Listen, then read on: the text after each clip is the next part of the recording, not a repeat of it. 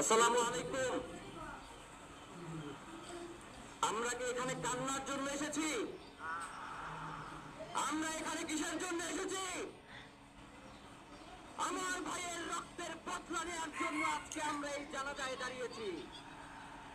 প্রিয় ভাইয়েরা, আজকে কবি নজরুলের যে বিদ্রোহী দুটো লাইন, যাকে উসমান হাদি তার আদর্শ মনে করত, আমি চিরবিদ্রোহী বীর, বিশ্ব ছড়ায় উঠিয়াছি একা, চির উন্নতশীল।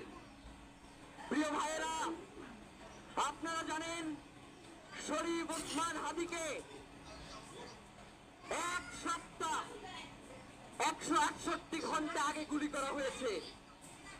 এখন পর্যন্ত কি তার খুনিকে গ্রেফতার করা হয়েছে? সরকারের পক্ষ থেকে এখন পর্যন্ত কি খুনিকে গ্রেফতারের ব্যাপারে আপনাদেরকে আশ্বস্ত করা হয়েছে? এখন পর্যন্ত আমাদেরকে জানিয়েছে যে খুনি কোন জায়গায় রয়েছে? আমরা স্পষ্ট মনে করছি যে এখানে খুনি একজন নয়, এখানে পুরো একটা খুনি চক্র কাজ করেছে।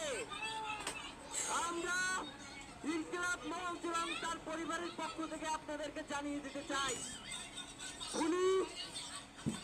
খুনের পরিকল্পনাকারী, খুনের সহায়তাকারী এবং পুরো খুনি চক্রকে বিচারের আওতায় নিয়ে আসতে হবে এবং আগামী 24 ঘন্টার মধ্যে স্বরাষ্ট্র উপদেষ্টা এবং সহকারী উপদেষ্টা খুদাবক তাদেরকে জনতার সম্মুখে এসে তারা এই খুনের ব্যাপারে আগামী গত এক সপ্তাহ ধরে কি পদক্ষেপ নিয়েছে তা জনসম্মুখে জানাতে হবে। যদি তারা জানাতে না পারে তাহলে তাদেরকে পদত্যাগের জন্য প্রস্তুত থাকতে হবে। আমরা ইনকিলাব মঞ্চ কোনোভাবেই শরীফ উসমান হাদির রক্তকে বৃথা যেতে দেব না। আমরা ঘোষণা করতে চাই, শরীফ উসমান হাদির রক্তের মধ্য দিয়ে বাংলাদেশ ইনসাফ কায়েম হবে।